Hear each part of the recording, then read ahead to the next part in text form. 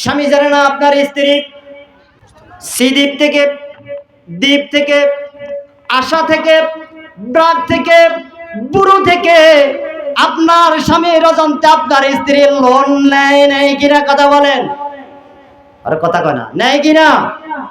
সুদের কারবার আপনার ঘরে আছে কিনা? তাহলে আপনি কয় নম্বর মুসলমান কথা বলেন? নামাজ পড়লে কি লাভ হবে যদি আপনি সুদি কারবারের সাথে যুক্ত থাকেন? আমার সাথে একমত কিনা কথা বলেন, কথা বলেন একমত কিনা?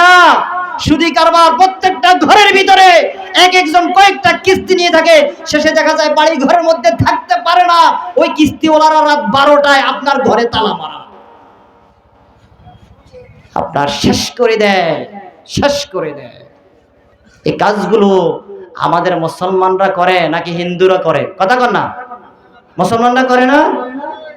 আমার সামনে ভাইয়েরা একজন হিন্দু একজন মুসলমানের হিন্দুর দোকানে, একজন হিন্দুর দোকানে গেছে ভিক্ষা করতে। আমার নিজের জীবনে একবার দেখেছিলাম, তখন ওই হিন্দু লোকটা বলতেছে, তুই আমার জাতি ভাই, কেন ভিক্ষা করিস? তুই আমার কথা বলে না, তুই আমার কথা বলেন, তুই আমার জাতি ভাই, কেন তুই ভিক্ষা করিস? একজন মুসলমান অভাবী যদি তার সামনে যায়, তখন বলে, আমি এখনো যাত্রা করি নাই, একটু পরে আসেন। দেব না এই কথা বলে না, দেব না এই কথা বলে না। ভিক্ষা করে যারা, তাদের বেশিরভাগ হিন্দু নাকি মুসলমান? এটা ইসলামের খুব ভালো কাজ নাকি নিকৃষ্ট কাজ? তো এগুলো কারা করে? এগুলো কারা করে? কথা বলেন, এগুলো কারা করে? মুসলমানরা করে। আল্লাহ রাব্বুল আলামিন বলেন, আমি রিজিকের ব্যবস্থা করি, তোমরা সন্তানকে হত্যা করো না।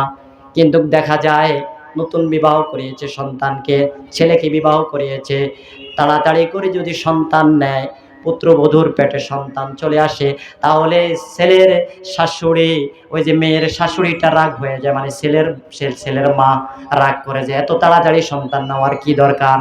ওইদিকে মেয়ের মাও বলে, তাড়াতাড়ি সন্তান নেওয়ার দরকার নাই। ছেলে বলে, 2-4 বছর ফুর্তি করবো, তারপরে ফলাফল নিমু।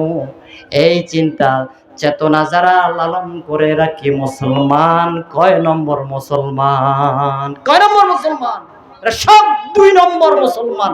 আমরা যারা আছি, আমরা প্রত্যেকটা কাজে ইসলাম নয়, ইসলামের বাইরের কাজগুলো করি, এই কারণে আমরা মুসলমান 1 নম্বর নয়, আস-সাবিকুনাল আউয়ালিনের ভিতরে আমরা নাই, আমরা আছি 2 নম্বর মুসলমানের কাতারে, 2 নম্বর মুসলমানের সারিতে।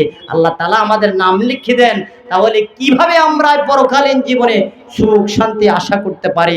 আল্লাহ আমাদেরকে মাফ করবেন, সেটা কিভাবে আশা করতে পারি?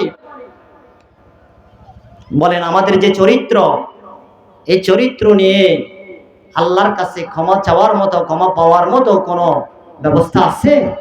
কথা বলেন, আছে? আল্লাহ আমাদের উপর রহম নাজিল করুন, আমিন।